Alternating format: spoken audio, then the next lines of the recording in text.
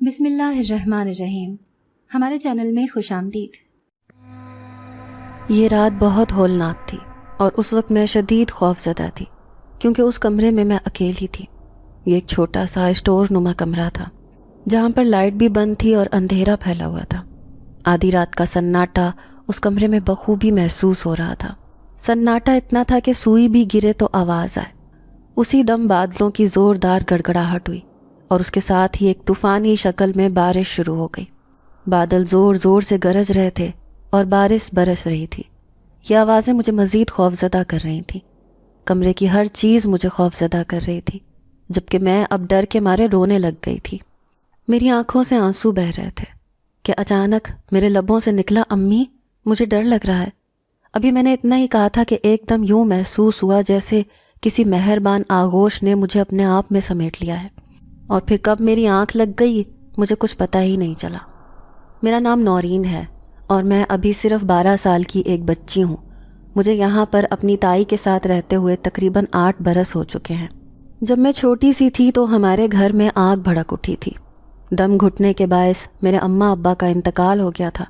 میں تب اپنے تایا تائی کے پاس ان کے گھر آئی ہوئی تھی، اسی لیے بچ گئی۔ تب میرا دوسرا بہن بھائی بھی آنے والا تھا، لیکن اماں ابا کا اس بھڑکنے والی آگ میں ان دونوں کا انتقال ہو گیا۔ میں تب چھوٹی تھی، اس لیے مجھے کچھ سمجھ میں نہیں آئی تھی کہ گھر میں اچانک آگ کیسے بھڑک اٹھی اور اماں ابا کس طرح مجھے چھوڑ کے جا سکتے ہیں۔ میں تو اپنے کھیل میں مگن تھی اور تایا کے گھر سب کو اکٹھا ہوتے دیکھ کے ان کے بچوں کے ساتھ کھیل رہی تھی۔ مجھے تو اتنا اندازہ ہی نہیں تھا کہ کس طرح میری دنیا بدل گئی ہے۔ اماں ابا کے انتقال کے بعد میں تایا تائی کے پاس ہی رہنے لگی۔ تایا کے 2 بچے تھے، دونوں ہی مجھ سے بڑے تھے، ایک بیٹا اور ایک بیٹی۔ جب ان کو پتہ لگا کہ میں مستقل وہیں پر آ گئی ہوں اور اب یہیں پر رہوں گی تو ان دونوں کا رویہ ایک دم سے عجیب سا ہو گیا۔ وہ مجھے مارنے کا کوئی بھی موقع ہاتھ سے جانے نہیں دیتے تھے۔ آتے جاتے میرے بال کھینچتے۔ جب میں روتی تو وہ دونوں بہن بھائی بہت ہنستے۔ میں رو رو کر تائی سے شکایت کرتی، لیکن اب تو تائی کی آنکھیں بھی ماتھے پر آ گئی تھیں۔ وہ بھی میری شکایت نہ سنتی بلکہ الٹا مجھے ڈانٹ ڈپٹ کر بھگا دیتی۔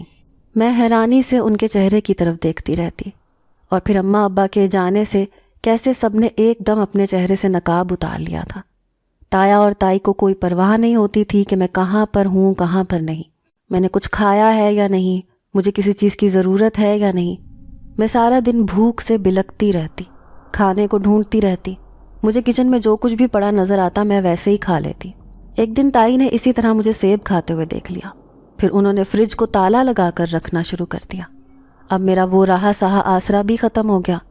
گھر میں ایک ہی ملازمہ آتی تھی جس کو سارے بچے بوا کے نام سے بلاتے تھے۔ بوا جب مجھے بھوک سے بلکتے دیکھتی تو میرے لیے کچھ نہ کچھ چھپا کر لے آتی اور چپکے سے مجھے کھلا جاتی۔ بوا تایا کے گھر میں کافی عرصے سے ملازم تھی۔ کہا یہ جاتا تھا کہ وہ میری دادی کی خاص ملازمہ تھی۔ تب سے لے کر آج تک اس نے ہمارے گھر کا کام نہیں چھوڑا۔ اس گھر میں واحد ایک بوا ہی تھی جو میرا خیال کرتی اور میرے کھانے پینے کا خیال رکھتی تھی۔ میں رو رہی ہوتی تو بوا میرے آنسو صاف کرتی، لیکن تائی کو یہ بات بھی گوارا نہیں تھی، اور اب وہ اکثر بوا کو بھی اس بات پر ڈانٹتی ہوئی نظر آتی کہ تم اپنا کام چھوڑ کر اس کے پیچھے مت لگی رہا کرو، اپنے کام سے کام رکھا کرو، ملازمہ ہو ملازمہ بن کے رہو۔ تائی اب اکثر بوا کو بڑے سخت الفاظ سے بلاتی، لیکن وہ بیچاری آنکھوں میں آنسو لیے خاموشی سے میری خاطر یہ تذلیل برداشت کر لیتی۔ میں اپنے آپ میں ہی سمٹے جا رہی تھی۔ تائی نے تو مجھے اسکول میں بھی داخل نہیں کروایا تھا۔ ان کا کہنا تھا کہ ہم پرائی یتیم بچی پر کیوں اتنا پیسہ خرچ کریں، حالانکہ میرے ابو کی دکانیں تھیں اور جس گھر میں ہم رہتے تھے وہ بھی ہمارا گھر تھا۔ لیکن مجھے کبھی یہ خیال ہی نہیں آیا کہ آخر ان کا کرایہ کہاں جاتا ہے۔ لیکن بوا اکثر تایا کے سامنے بول دیتی اور کہتی کہ یتیم کے ساتھ اتنا ظلم مت کرو، اللہ کی لاٹھی بڑی بے آواز ہے، وہ کبھی سر پر پڑے گی تو ہوش ٹھکانے آ جائیں گے۔ لیکن تایا کہنے لگے کہ یہ سب کچھ تو اس کو میسر ہے، ہم اس کے ساتھ کون سا ظلم کر رہے ہیں، وہ کھاتی پیتی ہے، اچھا پہنتی ہے، اس گھر میں رہ رہی ہے۔ تایا تائی کی شکل میں اسے ماں باپ میسر ہیں، اس کے بڑے بہن بھائی ہیں، پھر اسے اور کیا چاہیے؟ جبکہ بوا ان سے کہتی کہ وہ یہ سب کچھ کافی نہیں ہے، اسے تمہاری محبت اور شفقت چاہیے۔ تو تایا ہاتھ ایسے ہوا میں اڑا دیتے جیسے مکھی اڑا رہے ہیں۔ وقت اسی طرح گزرتا رہا۔ تائی پہلے صرف زبانی کلامی مجھے ڈانٹتی تھی، لیکن اب میری چھوٹی سی غلطی پر وہ مجھے مارنے بھی لگی۔ ابتدا تو ایک آدھ تھپڑ سے ہی ہوئی تھی، لیکن پھر آہستہ آہستہ وہ ایک آدھ تھپڑ مار پیٹ پر جا پہنچا۔ اب تائی ذرا ذرا سی بات پر مارنے پیٹنے سے گریز ہی نہیں کرتی تھی۔ میں آہستہ آہستہ سہمتی جا رہی تھی اور خود میں ہی جیسے گم ہوتی جا رہی تھی۔ بوا اکثر میرا کھانا چھپا کر رکھ دیتی، کیونکہ جب وہ لوگ سب کھانا کھا لیتے تو میرے لیے بچتا ہی نہیں تھا۔ اگر گوشت بنتا تو سالن میں کوئی بوٹی نہیں ہوتی، پیندے سے لگا کر شوربہ میرے حصے میں آتا۔ میں سہمی رہتی، زیادہ تر بوا کے پاس کچن میں ہی ایک کونے میں بیٹھی رہتی، کیونکہ جب بھی باہر نکلتی تو تایا کے بیٹا یا بیٹی کسی نہ کسی بات پر ڈانٹ دیتے۔ ان کی چیز کو ہاتھ لگا لیتی تو انہیں غصہ آ جاتا۔ مار پیٹ سے بھی وہ گریز نہیں کرتے تھے۔ یہی وجہ تھی کہ میرا سارا بچپن اسی طرح سہمے ہوئے ہی گزرا۔ اس کیفیت میں مجھے اپنی اماں ابا بہت یاد آتے، لیکن وہ اب مجھ سے اتنی دور جا چکے تھے کہ میں چاہتی بھی تو انہیں واپس نہیں بلا سکتی تھی۔ یہ وقت بھی اسی طرح گزرتا رہا۔ میں ان دونوں کو اسکول جاتا ہوا دیکھتی تو میرا بھی دل کرتا کہ میں بھی اسکول جاؤں، میں بھی کتابیں پڑھوں۔ میں ان کی کتابوں کو ہاتھ لگا کر دیکھتی تو مجھے بہت اچھا لگتا، لیکن تائی نے مجھے اسکول داخل ہی نہیں کروایا تھا۔ ان کا کہنا تھا کہ تمہیں پڑھنے کی کوئی ضرورت نہیں ہے۔ تاہم میں گھر میں پڑی پرانی کتابوں کو دیکھ کر لے کر بیٹھ جاتی، انہیں پڑھنے کی کوشش کرتی۔ بوا نے جب میرا شوق دیکھا تو مجھے قرآن پاک پڑھانا شروع کر دیا۔ بوا کی بدولت میں نے بہت چھوٹی عمر میں ہی قرآن پاک پڑھ لیا تھا، لیکن اسکول کا کچھ بھی مجھے نہیں آتا تھا۔ میں 12 سال کی ہو چکی تھی، لیکن تائی اور ان کے بچوں کا رویہ ابھی بھی ویسا ہی تھا، اس میں کوئی تبدیلی نہیں آئی تھی۔ آج گھر میں کچھ مہمان آنے والے تھے۔ سنا میں نے یہی تھا کہ شاید تائی کی بیٹی کے رشتے کے لیے آ رہے ہیں، کیونکہ وہ اب 18 سال کی ہو چکی تھی اور دیکھنے میں کافی خوبصورت اور بڑی لگتی تھی، اس لیے تائی اس کا رشتہ بہت اچھی جگہ کرنا چاہتی تھی۔ بوا کو تائی نے خاص ہدایات دی تھیں، جن کی بدولت گھر پر کافی اہتمام کیا گیا تھا۔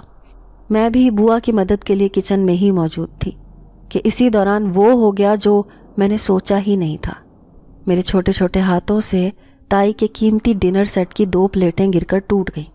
سارے فرش پر کانچ بکھر گیا، چھناکے کی آواز دور تک پھیل گئی۔ تائی یہ آواز سن کر کچن میں بھاگی چلی آئیں۔ جب اپنے قیمتی ڈنر سیٹ کی 2 ٹوٹی ہوئی پلیٹوں کو کانچ کی صورت نیچے بکھرا ہوا دیکھا تو دل تھام لیا۔ پہلے تو وہ شدید حیران ہوئی اور پھر ایک جھٹکے سے سنبھلنے کے بعد انہوں نے خون خوار نظروں سے میری طرف اور بوا کی طرف دیکھا۔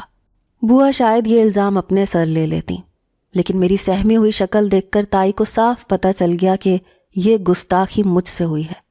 تائی نے فٹافٹ میرا بازو پکڑا اور مجھے مارنے لگی، اور پھر مارتی ہوئی اسٹور روم کی طرف لے کر جانے لگی۔ یہ اسٹور گھر کی پچھلی طرف بنا ہوا تھا اور یہاں پر سوائے کاٹھ کباڑ کے علاوہ اور کچھ نہیں پڑا ہوتا تھا۔ یہ اکثر بند ہی رہتا تھا، یہاں پر کوئی آتا جاتا بھی نہیں تھا۔ میں روتے ہوئے اپنے آپ کو چھڑوانے کی کوشش کر رہی تھی۔ تائی کی بیٹی اور بیٹا بھی چپ چاپ مجھے مار کھاتا ہوا دیکھ رہے تھے، لیکن ان دونوں کی اتنی سی بھی ہمت نہیں تھی کہ مجھے تائی سے چھڑوا ہی لیتے۔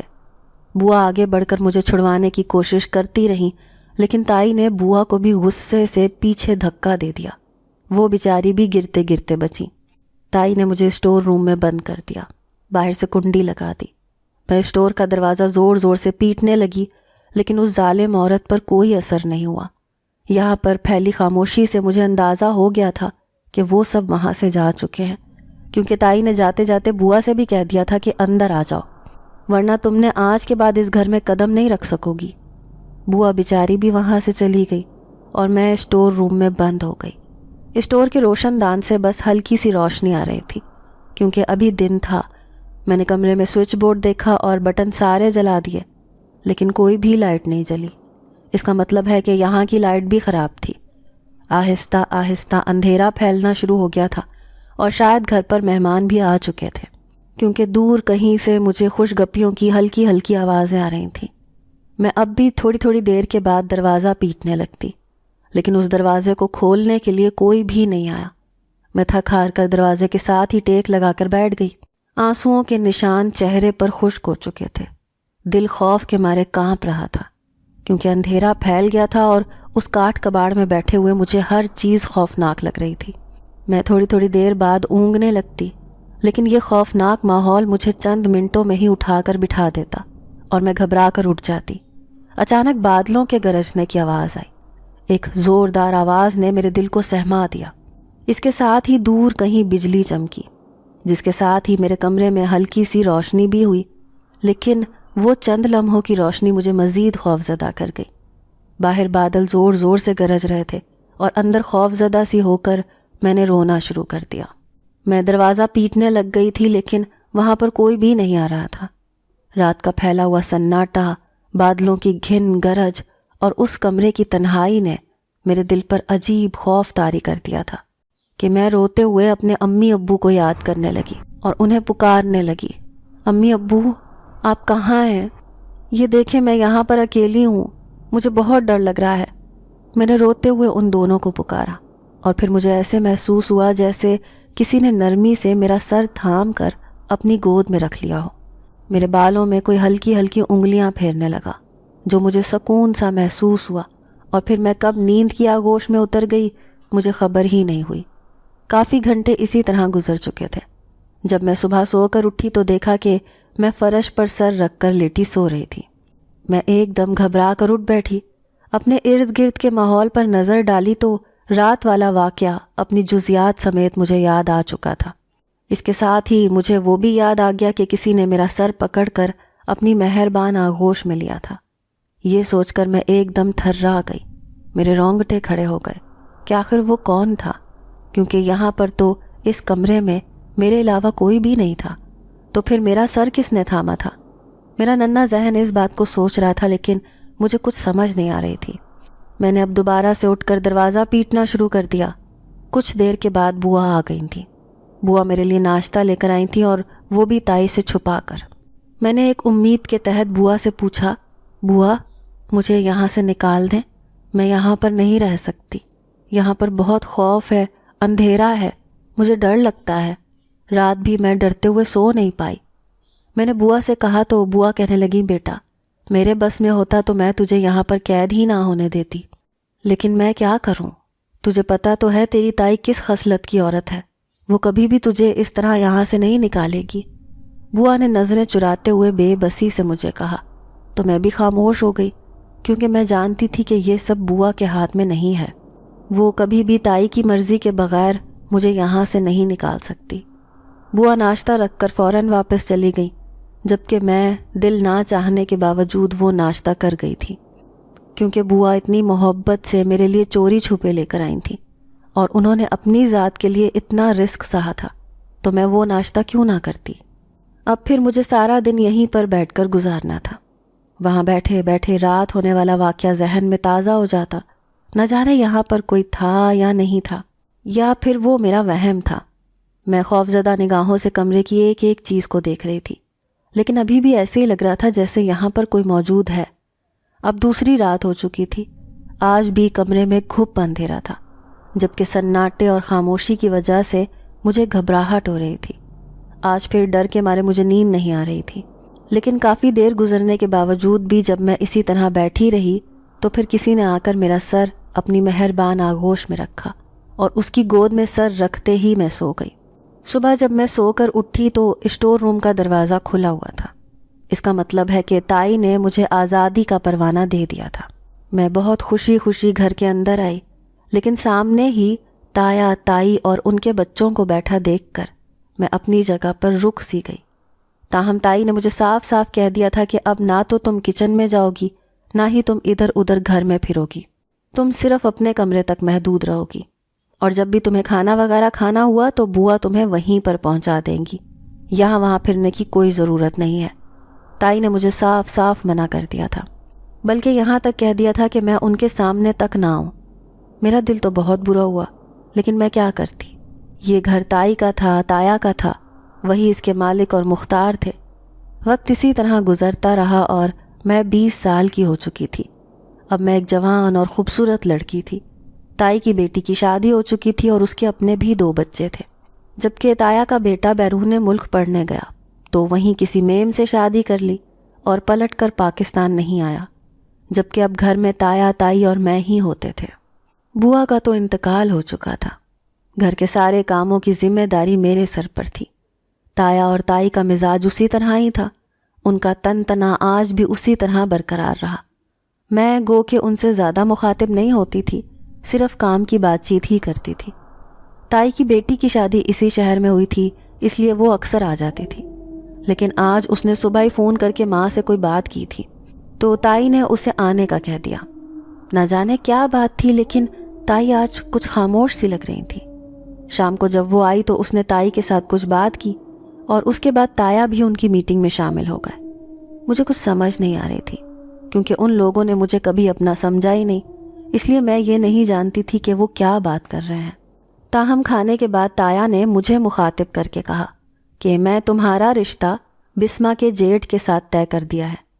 تم جانتی ہو اس کی بیوی کو مرے ہوئے 6 ماہ ہو چکے ہیں، اس کے بچے رل رہے ہیں، اس لیے گھر پر ایک عورت کا ہونا بہت ضروری ہے، اس لیے میں نے تمہارا انتخاب کیا ہے۔ تم اپنے آپ کو خوش قسمت سمجھو کہ بسما کے جیٹھ نے تمہارا انتخاب کیا ہے۔ وہ ایک کاروباری شخص ہے، بہت اچھا کماتا ہے، اپنے گھر بار والا ہے، تمہارا خیال رکھے گا اور تم وہاں پر خوش رہو گی۔ تایا نے بڑے ناپ تول کر یہ بات کہی اور میں ان کی شکل دیکھتی رہ گئی۔ میری آنکھوں سے آنسو بہنے لگے۔ میں چپ چاپ اٹھ کر اندر آ گئی۔ تایا نے میرے اوپر یہ کتنا بڑا ظلم کیا تھا۔ اپنی بیٹی کے لیے تو جوان اور کنوارے لڑکے کا رشتہ ڈھونڈا، جبکہ میرے لیے ایک 50 سال کے بڈھے شخص کا رشتہ ہی رہ گیا تھا، جس کے اپنے بچے بھی اب کچھ ہی وقت میں جوان ہونے والے تھے۔ میں کمرے میں بیٹھی رو رہی تھی کہ اتنے میں اچانک مجھے آہٹ سی محسوس ہوئی۔ میں نے سوچا شاید تایا تائی میں سے ہی کوئی ہوگا، لیکن جب کوئی نہ بولا تو میں نے سر اٹھا کر دیکھا، تو یہ دیکھ کر میرا دل دھک سے رہ گیا کہ سامنے ایک خوبصورت لڑکا کھڑا تھا۔ میں نے سوالیہ نظروں سے اس کی طرف دیکھا تو وہ کہنے لگا تم رو کیوں رہی ہو؟ اس کے پوچھنے پر میں اور شدت سے رونے لگی، لیکن پھر خیال آیا اور اس سے پوچھا کہ تم کون ہو؟ یہاں میرے کمرے میں کیا کر رہے ہو؟ میری بات سن کر وہ کہنے لگا میں ایک جن زادہ ہوں۔ تمہیں یاد ہوگا میں وہی جن زاد ہوں، جب اس رات تم اسٹور میں بند تھی تو تم وہاں پر خوف زدہ تھی، میں نے تمہاری مدد کی تھی، ساری رات تمہارے قریب بیٹھ کر تمہارا پہرا دیتا رہا، اپنی گود میں تمہارا سر رکھے رکھا۔ اس کے کہنے پر میں چونک اٹھی اور مجھے وہ رات شدت سے دوبارہ یاد آ گئی، جب اس رات خوف کے عالم میں اس اسٹور میں بیٹھی ہوئی تھی اور ٹھنڈے فرش پر دیوار سے ٹیک لگائے مجھے ڈر لگ رہا تھا، تو اپنے اماں ابا کو پکارتے ہوئے جب میں نیند میں تھی تو مجھے یاد ہے کسی نے میرا سر اپنی گود میں رکھا تھا، اور اب آج مجھے پتہ چلا کہ وہ کون تھا۔ میں حیرانی سے اس کی شکل دیکھنے لگی۔ اس سے پوچھا کہ تم میری مدد کو کیسے چلے آئے؟ تم وہاں پر کیا کر رہے تھے؟ میں نے اس سے پوچھا تو وہ کہنے لگا کہ تمہارے گھر کے پچھلی طرف جو درخت ہے میں وہیں پر ہوتا ہوں۔ تمہارے گھر ہونے والے واقعات کے بارے میں مجھے اچھی طرح علم ہے، تمہارا تایا اور تائی تمہارے ساتھ کیا سلوک کرتے ہیں اور اس گھر میں تمہاری کیا حیثیت ہے، میں سب جانتا ہوں۔ اس جن زادے نے مجھ سے کہا تو میں خاموشی سے اسے دیکھتی رہ گئی۔ پھر آج ہونے والے واقعے کے بارے میں سوچ کر میں دوبارہ سے رونے لگی۔ روتے روتے میں نے اسے بتا دیا کہ تایا نے میری شادی اپنی بیٹی کے جیٹھ کے ساتھ طے کر دی ہے۔ میں وہاں پر شادی نہیں کرنا چاہتی، وہ مجھ سے دگنی عمر کا آدمی ہے، بڑھاپے میں قدم رکھ چکا ہے۔ میں نے اس جن زادے سے مدد مانگی تو وہ کہنے لگا کہ تم فکر مت کرو، میں تمہاری مدد کروں گا اور تمہارے تایا تائی سے تمہیں حق دلوا کر رہوں گا، پھر اس کے بعد تم اپنے گھر چلی جانا۔ اس جن زادے نے کہا تو میں چونک اٹھی اور کہا کہ میرا گھر؟ میرا گھر؟ کون سا گھر؟ تو وہ کہنے لگا میں تمہیں بعد میں بتاؤں گا۔ اس کے بعد وہ وہاں سے چلا گیا۔ اس کے جانے کے بعد میں یہ سوچتی رہ گئی کہ یہ جن زادہ آخر میری مدد کیوں کر رہا ہے، اور کیا جنات ایسے بھی ہوتے ہیں؟ آخر اس نے بنا بلائے میری مدد کی حامی کیسے بھر لی؟ دل میں عجیب سی بے چینی پھیل گئی تھی۔ جنات کا نام سنتے ہی خوف کی ایک لہر دوڑ جاتی تھی، اور اب بھی ایسے ہی ہوا تھا۔ میں خوف زدہ تھی، لیکن یہ بات میں اسے نہیں کہہ پائی۔ میں نے اپنے خوف کو دل میں دبا لیا۔ اگلے دن تائی نے مجھ سے کہا کہ جمعے کے دن تمہارے تایا نے نکاح کر دیا ہے تمہارا، اسی لیے تمہارے کپڑے جوتے وغیرہ تمہارے سسرال کی طرف سے آ جائیں گے، تم اپنے حساب سے اپنی تیاری کر لینا۔ تائی نے سختی سے مجھے عجیب روکھے انداز میں کہا تو میں انہیں دیکھتی رہ گئی۔ میرے پاس کوئی چارہ نہیں تھا، میں کیا کرتی، کدھر جاتی؟ اپنے ٹھکانے کے بارے میں سوچ کر پریشان ہو رہی تھی، اور اس شخص سے شادی بھی نہیں کرنا چاہتی تھی، اور اس جن ذات سے مجھے کوئی خاص امید نہیں تھی کہ وہ میری مدد کرے گا یا نہیں۔ انہی سوچوں میں گھرے ہوئے میرے نکاح کا دن آن پہنچا۔ میرے سسرال کی طرف سے سامان آ گیا جسے پہن کر میں دلہن بن کر تیار بیٹھی تھی، اور پھر بسمہ کا جیٹھ اپنے چند باراتیوں کے ساتھ نکاح کے لیے آ چکا تھا۔ آج تایا اور تائی بہت خوش لگ رہے تھے۔ ان کی خوشی مجھے حیرت میں مبتلا کر رہی تھی۔ میں انہیں اس طرح خوش دیکھ کر حیران تھی۔ پھر جیسے ہی نکاح کے لیے مجھے بلایا گیا، میں وہاں پر پہنچی تو نہ جانے کیا ہوا، ایک دم میں نے بھاری آواز میں اپنے تایا اور تائی کو ان کا نام لے کے مخاطب کیا اور کہا کہ یہ تم دونوں کی ملی بھگت ہے۔ تم دونوں پیسے کے لالچ میں اتنے اندھے ہو گئے ہو کہ اپنے اصلی رشتوں کو بھول چکے ہو۔ ابھی بھی تم دونوں نے اس لڑکی کی شادی ایک ڈیل کے تحت کی ہے، اور اس بڈھے سے اتنا کچھ اینٹھا ہے جس سے تمہارے کتنے سال سکون سے گزر جائیں۔ اگر تم لوگوں نے اس لڑکی کی شادی کرنے کی کوشش کی تو مجھ سے برا کوئی نہیں ہوگا۔ چھوڑ دو اس لڑکی کا پیچھا۔ میرے اندر سے ایک بھاری اور بھیانک آواز نکلی تھی جسے سن کر وہاں پر موجود ہر شخص ساکت رہ گیا تھا۔ سب کے منہ خوف کے مارے کھلے رہ گئے تھے، اور پھر اس کے بعد سب وہاں سے بھاگ نکلے، جبکہ تایا تائی وہاں پر ایسے بیٹھے تھے جیسے کاٹو تو بدن میں لہو نہیں۔ اور پھر دوبارہ میں نے انہیں کہا کہ خبردار، میں اب اس لڑکی کے ساتھ ہی ہوں، اس لڑکی کو اکیلا مت سمجھنا، اور میں تم لوگوں کو آخری دفعہ وارننگ دے رہا ہوں، جو اس کا حق ہے وہ اسے پہنچا دو، ورنہ نقصان کے ذمہ دار تم خود ہوگے۔ یہ کہہ کر میں ایک دم بے ہوش ہو کر گر چکی تھی، اور پھر جب مجھے ہوش نہیں آیا تب تک میں اس واقعے کو بھلا چکی تھی۔ لیکن بسمہ کی زبانی مجھے یہ سب واقعہ معلوم ہو گیا۔ میں حیران تھی کیونکہ میرا نکاح ملتوی ہو گیا تھا، جبکہ تایا اور تائی اس وقت شدید شوق کے عالم میں تھے، کیونکہ بسمہ کے جیٹھ نے انہیں جو کچھ بھی دیا تھا اس نے وہ سب کچھ واپس لینے کا تقاضا کر دیا تھا۔ اور اس کے ساتھ ساتھ بسمہ کا گھر بھی خطرے میں تھا، کیونکہ اس کے شوہر نے اسے کہا تھا کہ تمہارے لالچی ماں باپ نے ہمارے پلے ایک پاگل لڑکی باندھنے کی کوشش کی جس کے اوپر آسیب کا سایہ ہے، اور اس لڑکی کو عین شادی کے دن دورہ پڑ گیا۔ شکر ہے کہ بر وقت ہم بچ گئے۔ اس واقعے کے بعد میں زیادہ تر اپنے کمرے میں ہی رہتی تھی۔ بسمہ چونکہ اب یہیں پر ہی تھی، وہ ہر وقت ماں کے ساتھ ہی لگی رہتی، کیونکہ تائی جب بھی مجھے دیکھتی تو چیخنے چلانے لگتی، ان پر جیسے کوئی دورہ پڑ جاتا یا پھر وہ خوف زدہ ہو جاتی۔ ان کا خیال تھا کہ میرے اندر کوئی آسیب ہے یا کوئی جن زیادہ ہے جس کی بدولت انہیں نقصان پہنچ سکتا ہے۔ اسی لیے تایا نے مجھ سے خاص طور پر کمرے میں ہی رہنے کی درخواست کی۔ اس بار تایا کا لہجہ کافی ڈھیلا سا تھا، اسی لیے میں نے بھی خاموشی سے سن لیا اور زیادہ تر اپنے کمرے میں ہی بند رہتی۔ اب یہ ہوتا کہ گھر کے سارے کام بسمہ ہی کر رہی تھی، اور وہ خود بہت زیادہ چڑچڑی ہوئی پڑی تھی۔ اس کی اپنی ماں کے ساتھ اس بات پر خوب لڑائی ہوتی کہ آپ کے لالچ نے نہ صرف میرا گھر خراب کر دیا بلکہ میری اتنے سالوں کی سسرال میں بنائی ہوئی عزت بھی خراب کر دی، جبکہ تائی اسے مورد الزام ٹھہراتی کہ اگر تم نورین کا رشتہ نہ مانگتی، ہمیں اس لالچ میں شامل نہ کرتی، تو شاید آج حالات مختلف ہوتے۔ اب بیٹھے بٹھائے ہمیں دوہری مصیبت کا سامنا ہے۔ لیکن میں اپنے کمرے میں بند صرف یہی سوچ رہی تھی کہ اگر اس دن وہ جنزاد میری مدد نہ کرتا تو میں آج بسمہ کے جیٹھ کی بیوی بن کر اس کے بچوں کو پال رہی ہوتی۔ میں نے اب سوچ لیا تھا کہ میں تایا اور تائی سے کہوں گی کہ مجھے میرا گھر خالی کروا کر دیں، میں وہاں پر شفٹ ہونا چاہتی ہوں۔ لیکن مجھے یہ کہنے کی نوبت ہی نہیں آئی۔ تایا نے کچھ دنوں کے بعد مجھے خود ہی کہہ دیا، انہوں نے وہ گھر بھی خالی کروا دیا تھا۔ میں اس بات پر بہت خوش تھی، تاہم میرا دل اداس ضرور تھا، کیونکہ یہاں پر اتنا عرصہ گزارا تھا کہ یہاں پر اپنائیت ہونے لگی تھی اور یہی گھر اپنا لگتا تھا۔ لیکن اب تایا نے مجھے یہاں سے جانے کا کہہ دیا تھا۔ میں نے اپنا مختصر سا سامان اٹھایا اور تائی سے ملنے چلی آئی، لیکن تائی نے تو مجھے دیکھ کر پھر سے چلانا شروع کر دیا۔ دراصل تایا نے یہ فیصلہ تائی کے کسی رویے کی وجہ سے ہی کیا تھا، کیونکہ انہیں لگتا تھا کہ مجھے دیکھ کر تائی نفسیاتی ہو جاتی ہیں، جس کی بدولت وہ چلانے لگتی ہیں، چیخ چیخ کر سارا گھر سر پر اٹھا لیتی ہیں۔ اسی لیے تایا نے مجھے میرے گھر میں شفٹ ہونے کا کہہ دیا۔ میں بڑی خوشی خوشی اپنے گھر آئی۔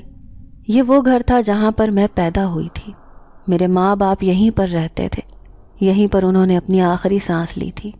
میں چونکہ تب بہت چھوٹی تھی اس لیے مجھے تو صحیح سے یہ گھر یاد بھی نہیں تھا، لیکن اس گھر کے ایک ایک کمرے سے مجھے ان کی خوشبو محسوس ہو رہی تھی۔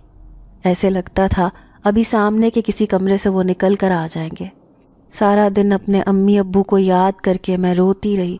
پھر جیسے ہی رات ہوئی میرے اوپر خوف نے ایک بار پھر حملہ کر دیا۔ یہ گھر بہت بڑا تھا جبکہ میں اکیلی ایک کمرے میں پڑی ہوئی تھی۔ اب مجھے اپنے فیصلے پر پچھتاوا ہو رہا تھا۔ مجھے تایا کی بات نہیں ماننا چاہیے تھی، یہاں اکیلے نہیں آنا چاہیے تھا، مجھے وہیں رہنا چاہیے تھا۔ لیکن اب کیا ہو سکتا تھا؟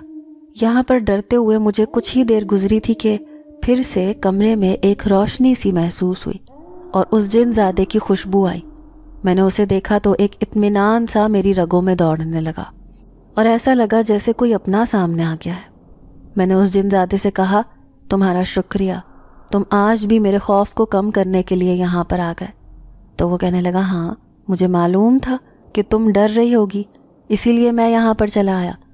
اس جن زادے نے کہا تو مجھے سکون سا محسوس ہوا۔ کمال کی بات یہ تھی کہ مجھے ایک جن زادے سے ڈر نہیں لگ رہا تھا بلکہ اپنی تنہائی اور اکیلے پن سے لگ رہا تھا۔ پھر اچانک سے مجھے کچھ خیال آیا تو میں نے اس سے پوچھا کہ اس دن تم کہہ رہے تھے کہ مجھے میرے تایا اور تائی سے حق دلوا کر رہو گے، وہ کیا بات تھی؟ مجھے اس بات کی سمجھ نہیں آئی۔ میرا سوال سن کر اس نے گہرا سانس بھرا، کہنے لگا، تم حالانکہ 20 سال کی ہو چکی ہو لیکن آج بھی تمہاری سوچ ابھی تک بچوں جیسی ہے۔ تمہیں آج تک یہ معلوم نہیں ہوا کہ تمہارے تایا اور تائی نے تمہیں صرف اس لیے اپنے ساتھ رکھا ہوا تھا کیونکہ ان کی نظر تمہاری جائیداد پر تھی۔ تمہارے ابا کی شہر کی مین لوکیشن پر بڑی اچھی دکانیں ہیں، اس کے علاوہ یہ اتنا بڑا گھر، اس کا بہت سارا کرایہ آتا تھا۔ ان دکانوں کا کرایہ بھی تمہارے تایا کے پاس ہی جاتا تھا۔ تمہاری جائیداد کی بدولت ہی ان کا گھر کا خرچہ چل رہا تھا، لیکن پھر بھی تم ان کا ظلم سہتی رہیں کیونکہ نہ تو تمہیں اس جائیداد کے بارے میں کوئی خبر تھی، نہ ہی انہوں نے کبھی تمہیں سر اٹھانے دیا۔ تمہاری آواز کو وہ ہمیشہ کچل دیتے، جس کی بدولت تم اپنے آپ میں ہی گم ہوتی جا رہی تھی۔ اب چونکہ تم اتنی سمجھدار ہو کہ اپنی جائیداد سنبھال سکو تو بہتر یہی ہے کہ تم اسے خود سنبھالو، دکانوں کا کرایہ لو، اپنا خرچہ چلاؤ۔ اس جن زادے کے مشورے پر میں حیران رہ گئی۔ مجھے تو ان چیزوں کے بارے میں کچھ بھی نہیں پتا تھا۔ اماں ابا چھوٹی عمر میں گزر چکے تھے۔ تایا تائی نے اپنے لالچ کی وجہ سے مجھے اس بارے میں آگاہ نہیں کیا تھا، بلکہ الٹا میرے اوپر ظلم اور ستم کے پہاڑ توڑتی ہے تاکہ میں ہمیشہ ان کے آگے جھکی رہوں۔ وہ تو اس جن زادے کی بدولت مجھے اس قید سے رہائی ملی اور میں یہاں پر اپنے گھر واپس آ گئی۔ میں نے اس جن زادے کا جتنا شکریہ ادا کرنا تھا وہ کیا، تاہم اب یہ ہونے لگا کہ مجھے اس گھر میں اس کی موجودگی کا احساس رہتا۔ میں اب خوفزدہ نہیں ہوتی تھی۔ چونکہ میری پڑھائی تو ہوئی نہیں تھی، اس معاملے میں میں بدقسمت تھی، اس لیے میں نے کچھ سوچ کر دکانوں سے آنے والے کرائے سے گھر میں کھانے پکانے کا کاروبار شروع کر لیا۔ مجھے معاشی طور پر تو کسی قسم کے مسئلے کا سامنا نہیں تھا، لیکن پھر بھی چونکہ میں اکیلی رہتی تھی اور سارا دن فارغ رہتی تھی، اس لیے میں نے اس کاروبار کو کرنے کا سوچا۔ میرے ہاتھ میں بہت ذائقہ تھا، اسی لیے اس سے بہتر کام میرے لیے اور کوئی نہیں ہو سکتا تھا۔ میں نے محلے میں سے ہی 2 لڑکیوں کو اپنے ساتھ اس کام میں شامل کر لیا جو میری مدد کرتی تھیں، اور یوں میرے اس کام کا باقاعدہ آغاز ہو گیا۔ میں نے جب اس جن زاد کو اس کام کے بارے میں بتایا تو وہ بہت خوش ہوا، کہنے لگا کہ یہ تو تم نے بہت اچھا کیا، وقت گزارنے کا ایک بہترین ذریعہ مل گیا ہے۔ اس نے کچھ اس لہجے میں کہا کہ میں تھوڑا چونک سی گئی۔ اس کا انداز آج کچھ مختلف سا تھا، اور پھر میرے اس اندازے کی تصدیق بھی ہو گئی جب کچھ دیر کے بعد وہ کہنے لگا، تم نے اپنے مستقبل کے حوالے سے اپنی شادی کے بارے میں کیا سوچا ہے؟ اس کی بات سن کر میں تھوڑا سمٹ سی گئی اور یہی کہا کہ مجھے ابھی شادی نہیں کرنی، میں ابھی اکیلے رہ کر اپنا کاروبار کرنا چاہتی ہوں، اس کے بعد دیکھوں گی۔ میری بات سن کر اس کے چہرے پر مایوسی چھا گئی، تاہم وہ اس کے بعد کچھ نہیں بولا۔ کچھ دیر کے بعد وہ وہاں سے چلا گیا، جبکہ اس کے جانے کے بعد میں نے ایک گہرا سانس ہوا میں خارج کیا۔ مجھے معلوم ہو رہا تھا کہ وہ مجھ میں دلچسپی لے رہا ہے، اسی لیے اس نے آج مجھ سے یہ سوال کیا۔ میں اسی سوال سے بچنا چاہتی تھی، لیکن پھر بھی وہ میرے سامنے آ گیا، تاہم میں نے اسے اچھے طریقے سے منع کر دیا تھا، اور مجھے امید تھی کہ اب دوبارہ کبھی وہ مجھے اس معاملے میں تنگ نہیں کرے گا۔ حالانکہ اس بات سے میرا دل دکھا تھا، لیکن اس کے علاوہ میرے پاس آسرا اور کوئی چارہ نہیں تھا۔ میرا کاروبار چند مہینوں میں خوب چمک اٹھا تھا اور اب تو مجھے ایک لمحے کی بھی فرصت نہیں ملتی تھی۔ ان 2 کے ساتھ میں نے 2 لڑکیاں اور رکھ لی تھیں اور گھر کے 3 کمرے باقاعدہ طور پر صرف اسی کام کے لیے مخصوص کر لیے تھے۔ میں جب سے یہاں پر آئی تھی، تایا اور تائی میں سے کسی نے بھی میری خیر خبر نہیں لی تھی، نہ ہی میں نے پلٹ کر ان سے رشتہ رکھا تھا۔ لیکن میرے یہاں آنے کے تقریباً 1 سال کے بعد ایک صبح دروازے پر دستک ہوئی تو میں نے یہی سوچا کہ شاید پارسل لینے والا آیا ہوگا۔ یہ سوچ کر میں نے دروازہ کھول دیا تو سامنے تایا اور تائی کو دیکھ کر میں حیران رہ گئی۔ وہ دونوں اس وقت شدید بری حالت میں تھے۔ ان کے چہرے پر شرمندگی اور بے بسی نظر آ رہی تھی۔ تاہم میں نے انہیں اندر آنے کا کہا، لا کر اپنے کمرے میں بٹھایا۔ وہ دونوں خاموش تھے۔ مجھے فکر ہو رہی تھی، اسی لیے میں نے ان سے پوچھا، تایا، تائی، آپ دونوں ٹھیک ہیں؟ کیا بات ہے؟ آپ یہاں پر کیسے؟ اور اتنی بری حالت میں؟ کیا سب خیریت ہے؟ میں نے ایک ہی سانس میں اپنے خدشات کا اظہار کر دیا تو تایا کی آنکھوں سے آنسو بہنے لگے۔ وہ کہنے لگے، مجھے معاف کر دینا، میں نے تمہارے ساتھ بہت غلط کیا۔ میں نے ساری زندگی تم پر ظلم توڑا ہے۔ میں نے تمہیں کھانے کو نہیں دیا، کمرے میں بند رکھتی تھی، تمہیں پڑھنے لکھنے نہیں دیا۔ مجھے معاف کر دو۔ آج میرے اسی ظلم کی سزا مجھے مل رہی ہے۔ میرے اپنے بچوں نے مجھے گھر سے نکال دیا ہے اور میرے اس گھر پر برائے فروخت کا بورڈ لگا دیا ہے۔ وہ دونوں بہن بھائی اس گھر کو فروخت کر کے اپنا اپنا حصہ لے کر اپنی زندگیوں کو آسان کرنا چاہتے ہیں، اس لیے ہم دونوں وہاں پر فالتو ہیں، کاٹ کباڑ ہیں۔ انہوں نے ہمیں گھر سے باہر نکال پھینکا۔ میں سمجھ گئی کہ یہ سب میرے اس گناہ کی سزا ہے جو میں نے تیرے ساتھ کیا، اسی لیے سیدھا تیرے پاس معافی مانگنے کے لیے آ گئی۔ تیرے تایا بھی تجھ سے بہت شرمندہ ہے، ہمیں معاف کر دے۔ تایا اور تائی کو اس حالت میں دیکھ کر صحیح معنوں میں میرا دل پریشان ہو گیا تھا۔ میں نے آگے بڑھ کر ان دونوں کے بندھے ہوئے ہاتھ تھام لیے اور کہا کہ مجھے آپ لوگوں سے کوئی گلہ نہیں ہے۔ آپ میرے بڑے ہیں، میرے سربراہ ہیں، یہ گھر آپ کا ہی ہے، آپ یہاں پر میرے ساتھ رہیں، مجھے خوشی ہوگی۔ میں نے ان دونوں کو اپنے ساتھ اسی گھر میں رہنے کے لیے کہہ دیا۔ تاہم تائی کہنے لگیں کہ ہم اس قابل نہیں ہیں کہ تمہارے گھر میں تمہارے ساتھ رہ سکیں، ہمیں کسی اولڈ ایج ہوم میں بھیج دو۔ تائی نے رکت آمیز لہجے میں کہا تو میں نے انہیں منع کر دیا اور کہا کہ یہ آپ کا ہی گھر ہے اور اب سے آپ میرے ساتھ رہیں گے۔ میں نے اپنے ساتھ کام کرتی ہوئی ایک لڑکی کو آواز دے کر تایا اور تائی کے لیے کمرہ سیٹ کرنے کو کہہ دیا۔ وہ دونوں بہت شکر گزار نظر آنے لگے اور میرا بہت شکریہ ادا کرنے لگے، جبکہ میں دل ہی دل میں اللہ کے اس انصاف پر اللہ سے معافی مانگنے لگی جس نے دنیا میں ہی مجھے ان دونوں کا حال دکھا دیا تھا۔ تاہم میں اب دل سے انہیں معاف کر چکی تھی اور یہی چاہتی تھی کہ اللہ بھی انہیں معاف کر دے۔ تایا تائی کو ان کے کمرے میں بھیجنے کے بعد ایک دم مجھے اپنے پیچھے کسی کی موجودگی کا احساس ہوا تو میں نے دیکھا کہ وہاں پر وہی جن زیادہ کھڑا ہے۔ وہ مجھ سے کہہ رہا تھا کہ تم نے انہیں معاف کیوں کیا؟ تمہیں ان سے بدلہ لینا چاہیے تھا، تمہیں انہیں یہاں پر اس گھر میں نہیں رکھنا چاہیے تھا، نہ جانے ان کا کیا ارادہ ہو۔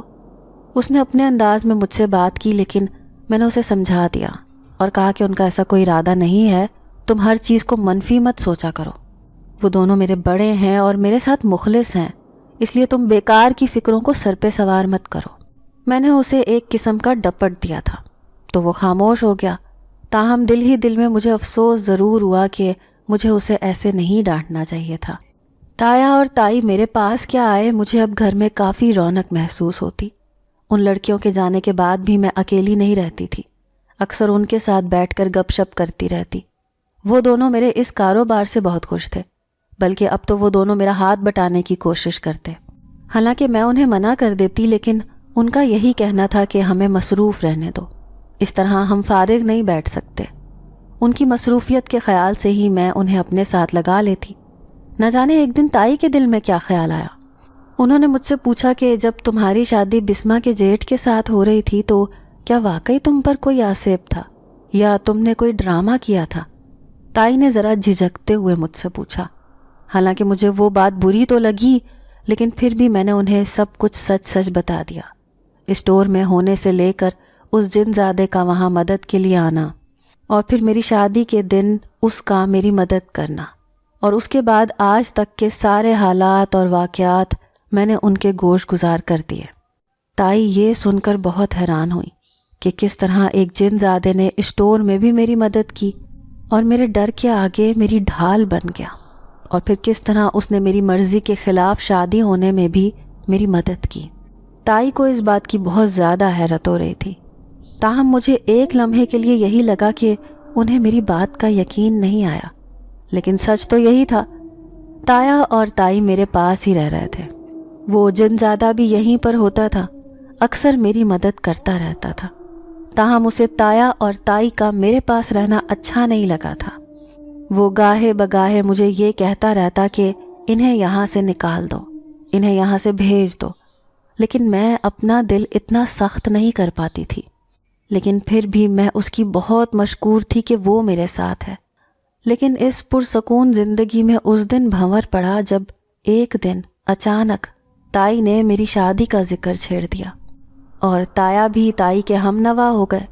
ان دونوں کا خیال تھا کہ اب مجھے شادی کر کے اپنا گھر بسا لینا چاہیے اور اپنی زندگی کو آباد کرنا چاہیے، لیکن میں اس حق میں نہیں تھی، کیونکہ میں ابھی اپنے کاروبار کو ترقی دینا چاہتی تھی اور اپنے گھر میں رہنا چاہتی تھی۔ کسی کے ساتھ شادی کر کے پھر مجھے اس کے ساتھ رخصت ہونا پڑتا، اسی لیے میں نے ابھی انکار کر دیا انہیں، جبکہ ان دونوں کا خیال تھا کہ شادی کر کے گھر بسانے کا یہی مناسب وقت ہے۔ لیکن میں ابھی کچھ وقت تک شادی نہیں کرنا چاہتی تھی، اسی لیے میں نے انہیں منع کر دیا۔ اسی شام جب موسم بہت اچھا تھا، ہوا چل رہی تھی، آج بہت دنوں کے بعد مجھے فرصت ملی تھی اور دل و دماغ کافی ہلکے تھے، اس لیے میں نے چھت پر سیر کرنے کا سوچا۔ میں چھت پر ٹہل رہی تھی کہ اتنے میں مجھے سیڑھیوں کے پاس وہی جن زادہ دکھائی دیا۔ وہ وہاں پر چپ چاپ کھڑا مجھے دیکھ رہا تھا۔ میں حیران ہوئی، اس سے پوچھا کیا بات ہے، تم ایسے کیوں دیکھ رہے ہو؟ وہ گہرا سانس لے کر کہنے لگا، میں تم سے کچھ کہنا چاہتا ہوں۔ اس کی بات سن کر میرا دل ایک دم تیزی سے دھڑکا۔ پھر میں نے اس سے پوچھا، کہو کیا کہنا ہے؟ میرے سرسری انداز میں پوچھنے پر وہ کہنے لگا، مجھے تم اچھی لگتی ہو، میں تمہارے ساتھ گھر بسانا چاہتا ہوں، کیا تم میرے ساتھ میری دنیا میں چلو گی؟ اس جن زادے کی بات میرے لیے حیران کن نہیں تھی، کیونکہ میں نے بہت بار اس کی آنکھوں میں، اس کے لہجے میں اپنے لیے محبت دیکھی تھی۔ مجھے معلوم تھا وہ شخص مجھے پسند کرتا ہے اور مجھ سے محبت کرتا ہے، لیکن ہمارا ساتھ تو ممکن نہیں تھا، اس لیے میں نے اسے صاف صاف منع کر دیا اور کہا کہ یہ ممکن نہیں ہے، تم میرے بہت اچھے دوست ہو، میرے ساتھی ہو، تم نے میرا بہت خیال رکھا ہے، میں دل سے تمہاری قدر کرتی ہوں، اور سچ بات تو یہ ہے کہ اگر تم میرا ساتھ نہ دیتے تو شاید آج میں یہاں تک نہ پہنچتی، میری زندگی میں اتنا سکون نہ ہوتا، میں اپنے گھر میں موجود نہ ہوتی۔ میں تو تمہاری اس سلسلے میں بہت زیادہ شکر گزار ہوں، میں نے اس جن زادے کا شکریہ ادا کرتے ہوئے کہا۔ تو وہ چپ چاپ کچھ لمحے مجھے یوں ہی دیکھتا رہا اور پھر وہاں سے چلا گیا۔ اس کے جانے کے بعد میرا دل اداس ہو گیا تھا۔ مجھے خبر نہیں کہ وہ کب واپس آئے گا بھی کہ نہیں آئے گا، کیونکہ جس طرح وہ چپ چاپ یہاں سے چلا گیا تھا، مجھے یہی ڈر تھا کہ اب وہ کبھی پلٹ کر نہیں آئے گا، اور یہی بات مجھے اداس کر رہی تھی۔ لیکن میں نے اپنے سر کو جھٹکا دیا، دوبارہ سے اپنے کام میں مصروف ہو گئی۔ تایا اور تائی اب اکثر گاہے بگاہے مجھے شادی کے لیے کہتے رہتے، لیکن میرا شادی کا کوئی ارادہ نہیں تھا۔ تایا تائی کی اپنے بچوں کے ساتھ بھی صلح ہو گئی تھی، ان دونوں نے ان سے معافی مانگ لی تھی اور اس گھر میں واپس آنے کے لیے کہا تھا۔ نہ جانے انہیں کیسے عقل آ گئی اور کیسے ان کا رویہ تبدیل ہوا، یہ تو معلوم نہیں، لیکن تایا اور تائی نے ان کے ساتھ جانے سے انکار کر دیا اور یہی کہا کہ جس نے مصیبت کے وقت ہمارا ساتھ دیا ہے، ہم اسی کے ساتھ رہیں گے۔ میں جب ان دونوں کو اپنے گھر میں یوں خوش اور آباد دیکھتی ہوں تو بہت خوش ہوتی ہوں۔ وہ دونوں اب یہاں سے جانا نہیں چاہتے، تاہم وہ جن زادہ ایک شام اچانک مجھے دکھائی دیا۔ اسے دیکھ کر میں خوشی سے کھل اٹھی، کیونکہ اس کی اتنے دنوں کی غیر حاضری کی بدولت میں بہت اداس تھی۔ مجھے ڈر تھا کہ وہ واپس نہیں آئے گا، لیکن شاید وہ بھی مجھے اس طرح نہیں چھوڑ کر جانا چاہتا تھا، اس لیے وہ اب میرے ساتھ اسی گھر میں رہ رہا تھا، اور میں خود کو پہلے سے زیادہ محفوظ خیال کر رہی تھی۔ ناظرین، اگر آپ کو آج کی یہ کہانی اچھی لگی ہو تو ویڈیو کو لائک ضرور کریں۔ اگر آپ کو ایسی دہشت ناک، دل کو جکڑ دینے والی کہانیاں پسند ہیں تو ایسی ایک کہانی روزانہ سننے کے لیے ہمارے چینل کو سبسکرائب کریں۔ اجازت چاہتے ہیں، اللہ حافظ۔